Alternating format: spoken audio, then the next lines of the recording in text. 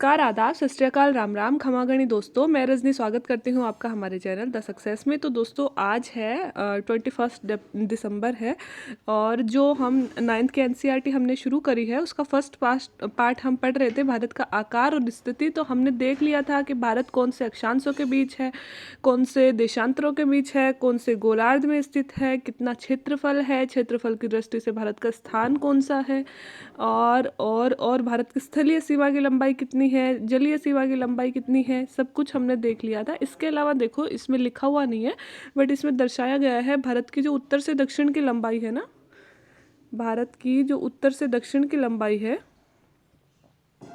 वो कितनी है, वो है 2933। ये देखो, ये लिखी हुई है 2933। कितनी है उत्तर से दक्षिण की सीमा की लंबाई हमारी? 2933। और भारत की जो पूर्व से पश्चिम की सीमा की लंबाई तो है 2033। मतलब हमारी जो चौड़ाई है, चौड़ाई तो है 2933 वर्ग किलोमीटर। और जो भारत की लंबाई है, ये वाली लंबाई है, वो कितनी है? लंबाई है हमारी 3214 वर्ग किलोमीटर। इसमें जो दिखाया हुआ है कितना, 3214 वर्ग किलोमीटर। ठीक है, तो ये लंबाई है, ये भी आप याद रखिएगा। मानक यामोत्तर अक्षांश हमने देख ली थी, जो 82 डिग्री 30 मिनट है, वो कहाँ से गुजरती है? हमारे यहाँ पे हमारा शहर है उत्तर प्रदेश, मतलब राज्य उत्तर प्रदेश, उत्तर प्रदेश का शहर है इलाहाबाद, और इलाहाबाद का एक शहर है छोटा नैनी, और इलाहाबाद का नया नाम क्या है? प्रयागराज। तो प्रयागराज के नैनी से होकर गुजरती है। ठीक है, आज हम भारत की अंतर्राष्ट्रीय परिप्रेक्ष्य में स्थिति पढ़ेंगे। ठीक है, यहाँ तक हमने कंप्लीट कर लिया था कि 82 डिग्री को ही क्यों हमने यामोत्तर अक्षांश माना है। अब चलते हैं भारत और विश्व। भारत और विश्व। भारतीय भूखंड में एशिया महाद्वीप के पूर्व और भारतीय भूखंड एशिया महाद्वीप के पूर्व और पश्चिम के मध्य में स्थित है। भारतीय भूभाग एशिया महाद्वीप का दक्षिणी विस्तार है। हिंद महासागर, जो कि पश्चिम में यूरोपीय देशों और पूर्वी एशियाई देशों को मिलाता है, भारत को केंद्रीय स्थिति प्रदान करता है। देखिए, दक्षिण का पठार हिंद महासागर में शीर्षवत फैला हुआ है और पश्चिमी एशिया, अफ्रीका और यूरोप के देशों के साथ साथ पूर्वी एशिया, अफ्रीका और यूरोप के देशों के साथ साथ पूर्वी एशिया के देशों से भी पूर्वी तट के माध्यम से निकटतम संबंध बनाए हुए हैं। हिंद महासागर में किसी भी देश की तटीय सीमा भारत जैसी नहीं है। भारत की इसी महत्वपूर्ण स्थिति के कारण एक महासागर का नाम भारत के नाम पे रखा गया है। क्या आप जानते हैं कि सन 1869 से पहले स्वेज नहर के खुलने से भारत और यूरोप के बीच की दूरी 7000 किलोमीटर कम हो गई। कितनी कम हो गई? 7000 किलोमीटर। अब ये वाला मैप देखिए आप, कहाँ गया? हाँ, ये वाला। हाँ, इसमें हिंद महासागर में अपनी स्थिति दर्शाई हुई है। देखिए, आप सबको पता ही होगा हिंद महासागर तो कौन सा है, या फिर हम वर्ल्ड वाला ही देख लेते हैं। हाँ, ये वाला ही देख लेते हैं। ये देखिए, भारत है ये वाला। अब ये कह रहा है कि हम हिंद महासागर, ये देखो, ये सारा जो ब्लू ब्लू कलर का पानी दिखाया गया है, ये सब हिंद महासागर है। तो भारत का जो दक्षिणी पठार है, मतलब भारत का ये वाला एरिया, देखो कितना सारा, हमारा कितना सारा हिस्सा, हमारा देखो ये इतना सारा हिस्सा किस में है? हिंद महासागर में है। एशिया की बात करें तो इसने कहा है कि भारत एशिया के पूर्व और पश्चिम, मतलब ये तो पश्चिम दिशा है और ये है पूर्व दिशा, इन दोनों के बीच में स्थित है। ना तो पश्चिम में स्थित है और ना ही पूर्व में स्थित है, इन दोनों के बीच में स्थित है। भारत के एक और एशिया है, इधर यूरोप है, इधर अफ्रीका है, इधर ऑस्ट्रेलिया है। और जो हमारा हिंद महासागर है, हमें एशिया से भी जोड़ता है, देखो इधर से भी जोड़ता है, अफ्रीका से भी जोड़ता है, और यहाँ से होके हम अरब देशों से होते हैं यूरोप में भी जा सकते हैं, क्योंकि स्थल पे इधर पाकिस्तान है, इधर अफगानिस्तान है, इधर चाइना है। तो ये हमारे दुश्मन है और इधर से जाने से हमें दिक्कत महसूस होती है। मतलब जाने के लिए रोड चाहिए, जो कि हमारे दुश्मन देश बनाने नहीं देते। तो हम यूँ पानी से होकर अरब देशों से होते हुए यूरोप का भी मार्ग ढूंढते हैं। ठीक है, इसके साथ ही अफ्रीका तो जाते ही हैं, इसके साथ ही हम कहाँ जाते हैं? देखो, पहले अगर हमें अमेरिका जाना होता था, देखो अब इसमें ना विश्व के महाद्वीप देखो दिखाए गए हैं। ये है एशिया, ये है यूरोप, ये है उत्तरी अमेरिका, ये दक्षिणी अमेरिका, अफ्रीका, ऑस्ट्रेलिया, और ये नीचे नीचे अंटार्कटिका। अंटार्कटिका दिख गया होगा, ये वाला अंटार्कटिका। तो ये विश्व के 7 बड़े महाद्वीप है। इसके अलावा देखो कि महासागर दिखाए गए हैं। प्रशांत महासागर है, जो इधर भी प्रशांत इधर भी प्रशांत। क्यों? क्योंकि पृथ्वी गोल है और इन दोनों को मिलाएंगे मतलब गोला बनाएंगे तो ये गोल मतलब एक तरफ आ जाएगा। ठीक है, इधर अटलांटिक महासागर है, ये हिंद महासागर है। ठीक है, तो अब ये कह रहा है कि जब देखो पहले हम अमेरिका कैसे जाया करते थे, पानी से ही जाएंगे, ऐसे तो नहीं जाएंगे, ऐसे भी होके जाएंगे तो पानी से होके जाना पड़ेगा, है ना। तो हम जाते थे यूं पानी से निकल के, यूं होते हुए ऐसे ऐसे करके यहाँ ये है अमेरिका और यहाँ पहुँचते थे हम। लेकिन ये कह रहा है कि स्वेज नहर के बनने के पश्चात ना भारत से अमेरिका पहुंचने की दूरी कितनी किलोमीटर कम हो गई है? 7,000 किलोमीटर कम हो गई है। अब स्वेज नहर कहाँ है भाई? स्वेज नहर मिस्र के सिनाई प्रायद्वीप पे है। देखो ये अफ्रीका है और ये अरब प्रायद्वीप है ना। और ये जो तिकोना सा भाग निकला हुआ है बीच में, इसे बोलते हैं सिनाई प्रायद्वीप। यहाँ मिस्र शहर स्थित है और ये है सिनाई प्रायद्वीप। अब आपको दिख रहा होगा, देखो ये पानी है और ये भी पानी है, ये बीच में एक स्थल का टुकड़ा है ना। अगर इसको हम काट दें तो रास्ता बन सकता था ना। तो यही किया गया था कि 1869 में इस स्थल को काट के नहर बना दी गई थी। मतलब जो भूमि का स्थल है ना, इसको काट के जगह बना दी गई। अब जैसे ही नहर बनाई गई, इधर उधर पानी फ्लो हो गया तो हम जो नाव है उसको यहाँ से निकाल के ऐसे निकाल के इधर ले जा सकते हैं। अब आप पूरे विश्व को देखिए कि पहले तो हम जाते थे अमेरिका यूं, अब हम जाते हैं अमेरिका यूं। तो आप ही देखिए कि ये दूरी लंबी है कि ये दूरी लंबी है। तो आपको दिख रहा होगा कि ये वाली दूरी लंबी है और अब हम ऐसे जाते हैं, ये कम हो गई है ना। तो कितने किलोमीटर कम हो गई है? स्वेज नहर बनने से 7,000 किलोमीटर कम हो गई है। ये कह रहा है कि विश्व में हिंद महासागर एकमात्र ऐसा महासागर है जिसका नाम किसी देश के नाम पे पड़ा है। और ऐसा क्यों पड़ा है? क्योंकि देखो प्रशांत नाम का कोई देश नहीं है ना, अटलांटिक नाम का भी कोई देश नहीं है, लेकिन हिंदुस्तान तो हमारा देश है और हमारे देश के नाम पे हिंद महासागर का नाम पड़ा है। तो ये तो हमारे लिए प्राउड की बात है।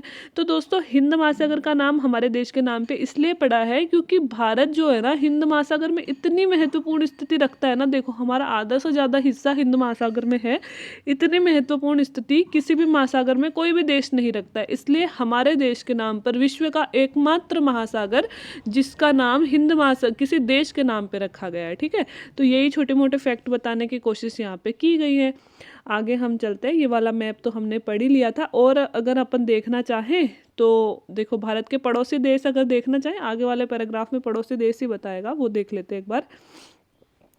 भारत का विश्व के देशों के साथ संपर्क युगों पुराना रहा है, परंतु यह संबंध समुद्री जलमार्ग की अपेक्षा भूभागों से होकर था। उत्तरी पर्वत के दर्रों से अनेक यात्री प्राचीन काल में आए, जबकि समुद्री मार्ग बहुत समय तक ज्ञात नहीं थे।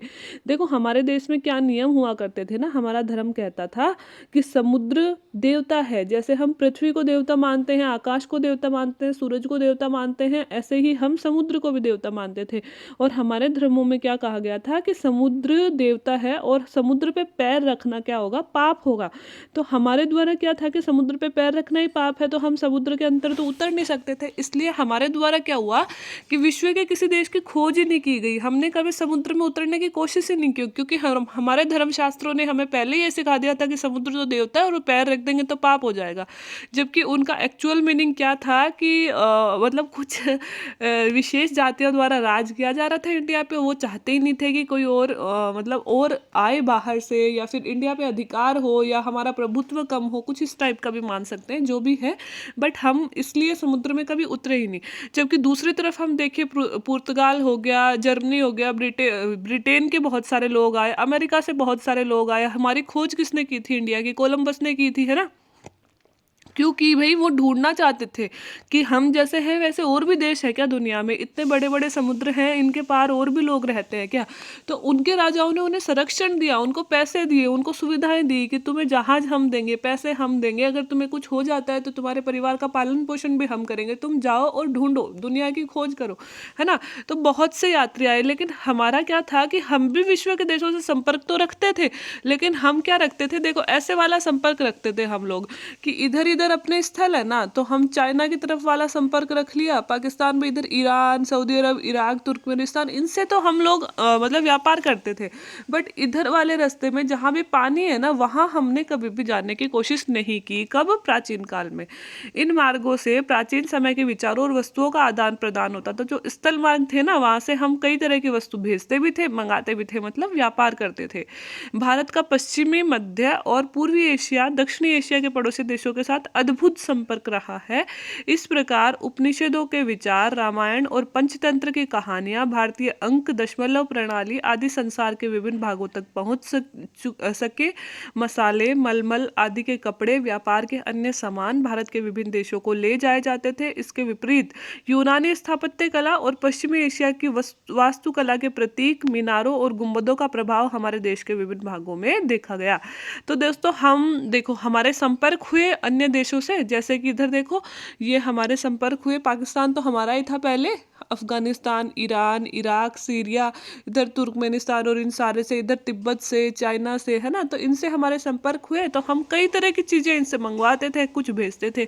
भेजने में क्या होता था दोस्तों, इंडिया में मसाले बहुत ज़्यादा हुआ करते थे, हम मसालों का व्यापार करते थे। इंडिया में मलमल का कपड़ा बड़ा अच्छा बनता था हमारे, हम कपड़ों का व्यापार करते थे। इसके अलावा अगर हम हमारी रामायण महाभारत हम देखते हैं ना कि वो लेके कहाँ गया था अपने, जो रावण है वो सीता को वो मतलब किडनैप करके कहाँ लेके गए थे, श्रीलंका में लेके गए थे। तो इनसे हमें पता क्या चलता है, इनसे हमें पता चलता है कि कहीं ना कहीं हमारा संपर्क उस जमाने में भी था। तभी तो मतलब हमारे जो राइटर हैं उन्होंने सोचा कि ऐसा भी कोई देश हो सकता है जो समुद्र के पार है ना। तो इन कहानियों से भी हमें बहुत सारी चीज़ें, पंचतंत्र की कहानियाँ पढ़ी है ना आपने, जो बचपन में अपन पढ़ते थे, उनमें कई तरह की ऐसी चीज़ें बताई गई हैं जिनसे हमें पता चलता है कि हमारे विदेश से संबंध रहे थे। अब हम देखते हैं भारत के पड़ोसी देश। भारत का दक्षिणी एशिया में एक महत्वपूर्ण स्थान है तथा भारत में 28 राज्य और 8 केंद्र शासित प्रदेश हैं। चित्र 1.5 में देख लीजिए, ये कह रहा है। इसके अलावा भारत की भूमि की सीमाएं उत्तर पश्चिम में पाकिस्तान और अफगानिस्तान के साथ, उत्तर में चीन के साथ और नेपाल और भूटान के साथ, पूर्व में म्यांमार और बांग्लादेश के साथ में लगती हैं। 1947 से पूर्व भारत में 2 प्रकार के राज्य हुआ करते थे, एक होते थे प्रांत और एक होते थे रियासत। वायसराय द्वारा नियुक्त अंग्रेज अधिकारी प्रांतों पर शासन करते थे और रियासतों का शासन स्थानीय शासकों और पैतृकता के आधार पर अंग्रेजी शासकों की प्रभुसत्ता मानकर स्वायत्ता से किया जाता था। मतलब जब अंग्रेज थे ना तो 2 तरह के राज्य थे, देखो, एक तो प्रांत और एक रियासत। रियासतों में तो दोस्तों राजा बैठते थे। एक्चुअली राजा पे भी अधिकार तो अंग्रेज का ही होता था, लेकिन वहाँ का पर्टिकुलर शासन है ना जो राजा चला रहे हैं। जबकि दूसरी तरफ जो प्रांत थे ना, प्रांतों में राजा बैठते ही नहीं थे, राजाओं की पद ही खत्म कर दिया गया था, प्रांतों में डायरेक्ट अंग्रेज ही शासन चला रहे थे। ठीक है, ये 2 तरह के राज्य अंग्रेजों के ज़माने में, मतलब 1947 से पहले हमारे देश में हुआ करते थे। ठीक है, अब कुछ एक बार पढ़ लेते हैं फिर मैं आपको समझाती हूँ। दक्षिण में समुद्री पार हमारे 2 द्वीप समूह है, राष्ट्र श्रीलंका और मालदीव है। भारत और श्रीलंका के बीच में छोटा समुद्री रास्ता पाक जल संधि और मन्नार की खाड़ी है तथा मालदीव लक्षद्वीप समूह के दक्षिण में स्थित है। अपने पड़ोसी देशों के साथ भारत के भौगोलिक और ऐतिहासिक संबंध बहुत अच्छे रहे हैं। एटलस मानचित्र में आप देख सकते हैं कि भारत आपको कैसे अलग दिखाई देता है। अब देखो इसने करी है पड़ोसी राज्यों की बात। सबसे पहले इसने कहा है कि भारत में 28 तो केंद्र शासित प्रदेश हैं और क्या है, और 28 तो राज्य हैं वर्तमान में और 8 केंद्र शासित प्रदेश है। तो आप सबको पता होगा कि 2 केंद्र शासित प्रदेश नए बने हैं। कौन कौन से बने हैं भाई? पहले हमारे 29 राज्य हुआ करते थे इंडिया में, ठीक है, लेकिन 2019 के पश्चात हमने जम्मू कश्मीर को, ये जो जम्मू कश्मीर हुआ करता था ऊपर ही ऊपर, इसको राज्य का दर्जा तो खत्म कर दिया और इसको हमने जम्मू कश्मीर को 2 भागों में बांटकर 2 केंद्र शासित प्रदेश बना दिए। इसलिए 29 की जगह राज्य तो कितने हो गए? 28। और पहले केंद्र शासित प्रदेश हुआ करते थे 7, है ना, और अब 2 और मिल गए तो कितने हो गए? 9। लेकिन मैडम आप तो कह रहे हो कि अभी 28 ही केंद्र शासित प्रदेश हैं, वो क्यों है वो मैं आपको बताती हूँ। अभी आपको ये याद रखना है कि वर्तमान में भारत में कितने राज्य है भाई? 28 राज्य है। और कितने केंद्र शासित प्रदेश हैं भाई? 8 केंद्र शासित प्रदेश हैं, ये याद रखना है। तो 28 राज्यों के नाम तो आपको पता है ना, ये सारे, जैसे कि हिमाचल प्रदेश, उत्तराखंड, उत्तर प्रदेश, राजस्थान, गुजरात, महाराष्ट्र। 9th के बच्चे आज ये करेंगे कि ये तीनों जो मैप दिए हुए हैं ना, वर्ल्ड वाला है ना, और इंडिया वाला, समुद्र वाला, और इससे पहले इंडिया की लंबाई चौड़ाई वाला, और ये वाला, चारों अपनी कॉपी में बनाएंगे। ठीक है, चारों मैप, और एक मैप ऐसा होना चाहिए जिसमें ये पूरे राज्य दर्शाए गए हों और पूरे केंद्र शासित प्रदेश, है ना। बिल्कुल इतना ही सुंदर सा मैप आपको अपनी कॉपी में भी बनाना है।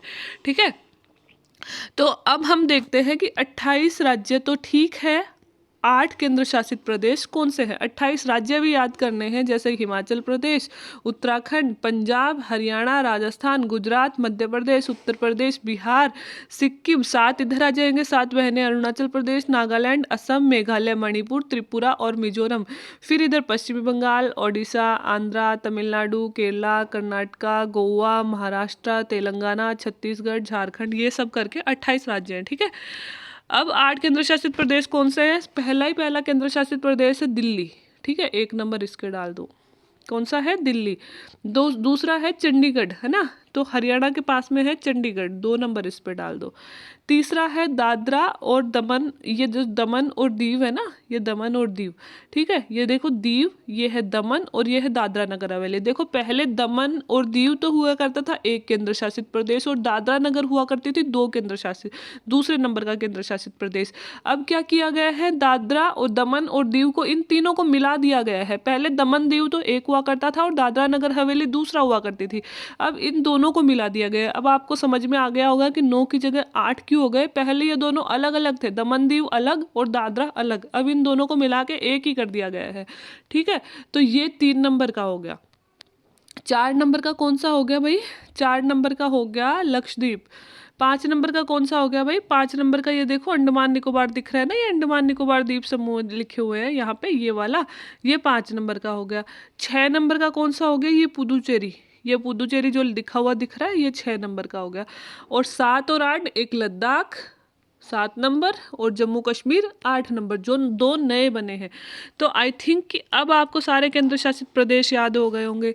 पहला देखो दिल्ली, दूसरा चंडीगढ़, फिर तीसरा ये रहा दादरा और दमन दीव, चौथा ये रहा लक्षद्वीप, 5वां ये रहा पुदुचेरी, 6वां ये रहा अंडमान निकोबार द्वीप समूह है, और 7 और 8 लद्दाख और जम्मू कश्मीर। ठीक है, 8 केंद्र शासित प्रदेश हो गए।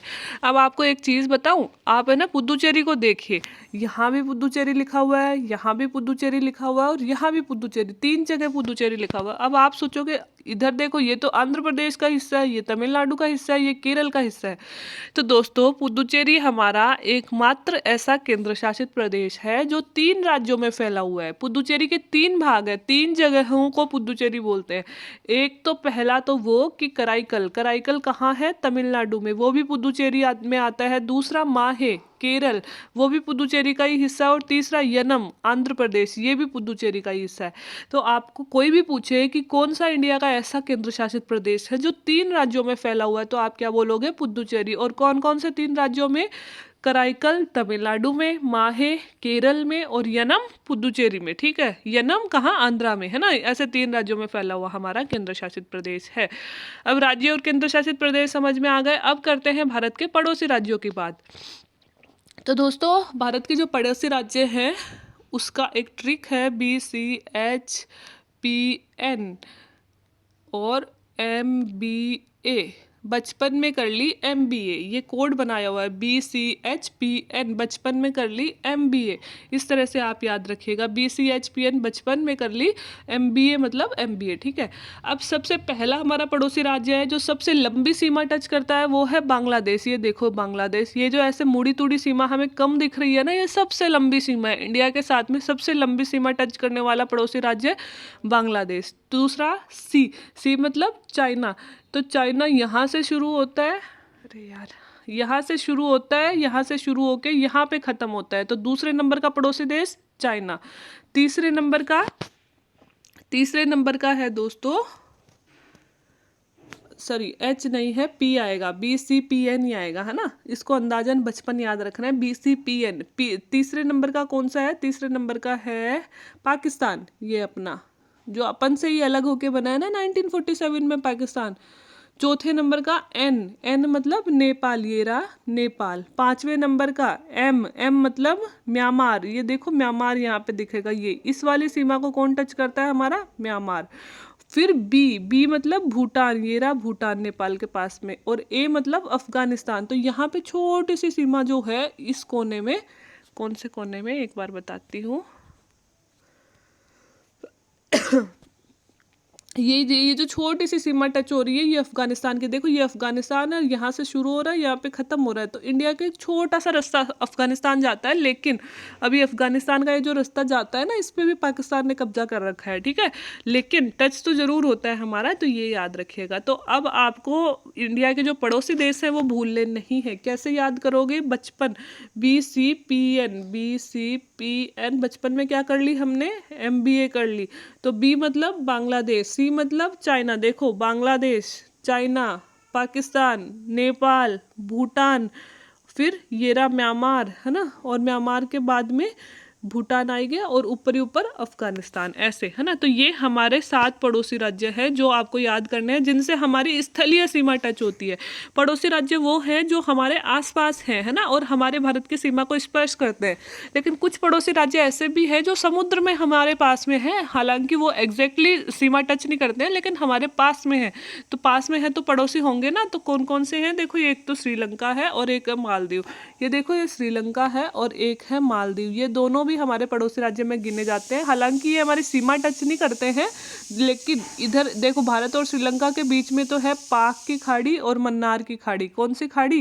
पाक और मन्नार की खाड़ी। कोई अगर आपसे पूछे, पाक जल संधि है और मन्नार की खाड़ी है, मतलब ये जो हिस्सा है इसे तो बोलते हैं मन्नार की खाड़ी। और इन दो हिस्सों को जो मिलाती है ना, इन दोनों हिस्सों को जो आपस में मिलाती है उन्हें जल संधि बोल देते हैं। उस जल संधि का हमने नाम दिया है पाक जल संधि, ठीक है। इसके अलावा देखो, ये मालदीव भी दूसरा देश है जो हमारा पड़ोसी देश। तो समुद्र में हमारे 2 पड़ोसी देश हो गए, कौन कौन से? श्रीलंका और मालदीव। और ये जो लक्षद्वीप और ये अंडमान निकोबार द्वीप समूह है, ये हमारे ही हिस्से हैं, मतलब इंडिया के ही हिस्से हैं, लेकिन ये द्वीप है, हमसे थोड़े अलग है ना, समुद्र के अंदर है। तो अगर आपको पूछा जाए लक्षद्वीप कहाँ है, तो आप कहोगे अरब सागर में है। और अगर आपसे पूछा जाए अंडमान निकोबार द्वीप समूह कहाँ है, तो आप क्या कहोगे? बंगाल की खाड़ी में, ठीक है। अब आप ये देखिए, अब आपका होमवर्क थोड़ा सा ये है कि आपको घर जाके ये पता करना है एटलस में देख के कि हमारे समुद्री सीमा पर कितने राज्य स्थित है। कैसे देखोगे? देखो, यहाँ से समुद्री सीमा स्टार्ट हो रही है, यहाँ पे ख़त्म हो रही है। गिनो, गुजरात 1, महाराष्ट्र 2, इधर छोटा सा गोवा है 3, कर्नाटक है 4, केरल है 5, तमिलनाडु है 6, आंध्र प्रदेश है 7, तेलंगाना टच नहीं हो रहा है, तेलंगाना अंदर है ना, 7, ओडिशा 8 और पश्चिमी बंगाल 9। तो कितने राज्य हमारे समुद्री सीमा पर हैं? 9 राज्य हमारे समुद्री सीमा पर हैं, ठीक है। इसके अलावा अब ये देखो, स्थलीय सीमा पर कितने राज्य हैं? तो देखो, आधा गुजरात समुद्र में है, आधा स्थल पे है। तो स्थलीय सीमा पर 1 गुजरात, दूसरा राजस्थान, तीसरा पंजाब, चौथा जम्मू कश्मीर तो केंद्र शासित प्रदेश हो गया अब, उत्तराखंड, है ना, और फिर उत्तर प्रदेश, है ना, फिर बिहार, फिर इधर अरुणाचल प्रदेश, फिर नागालैंड, मणिपुर, मिजोरम, त्रिपुरा, है ना। ये सारे कहाँ है? स्थलीय सीमा पर है। फिर आपको ये भी देखना है कौन से ऐसे राज्य हैं जो न स्थलीय सीमा में है न जलीय सीमा में। देखो, मध्य प्रदेश ना तो जल को स्पर्श कर रहा है ना स्थल को स्पर्श कर रहा है। ऐसे ही छत्तीसगढ़ देखो, ना जल को स्पर्श कर रहा है ना स्थल को स्पर्श कर रहा है ना। ऐसे ही झारखंड देखो, एकदम बीच में स्थित है। तो ऐसे भी कई राज्य हैं जो ना जल को स्पर्श कर रहे हैं ना स्थल को। ये कितने हैं? इसमें क्वेश्चन भी दिए हुए हैं, इन क्वेश्चनों का आप कमेंट बॉक्स में आंसर दीजिएगा कि भारत के पूर्वी और पश्चिमी सीमा पर एक तो कितने केंद्र शासित प्रदेश है। अब जो मैंने आपको दिखाए हैं केंद्र शासित प्रदेश 8, उसमें देखिएगा पश्चिमी सीमा पर कौन सा केंद्र शासित प्रदेश है, पूर्वी पर कौन सा है। क्षेत्रफल के आधार पर सबसे बड़ा राज्य कौन सा है? भाई अपना राजस्थान ही है क्षेत्रफल के आधार पर सबसे बड़ा। और सबसे छोटा कौन सा है? गोवा है। कौन से राज्य अंतर्राष्ट्रीय समुद्री तट सीमा को स्पर्श करते हैं, ये आपको बताना है। और पाकिस्तान, चीन, म्यांमार और बांग्लादेश को हमारे कौन कौन से राज्य स्पर्श करते हैं, ये आपको कमेंट बॉक्स में आंसर देने हैं। और मैप में चेक भी करने हैं। कैसे देखोगे पाकिस्तान को कौन कौन से राज्य स्पर्श कर रहे हैं? ऐसे देखोगे, देखो ये रहा पाकिस्तान। तो पाकिस्तान को एक तो लद्दाख, जम्मू कश्मीर 2 तो ये यूनियन टेरिटरी मतलब केंद्र शासित प्रदेश कर रहे हैं। एक पंजाब भी स्पर्श कर रहा है, राजस्थान भी कर रहा है और गुजरात भी कर रहा है। ये सारे पश्चिमी सीमा को स्पर्श कर रहे हैं।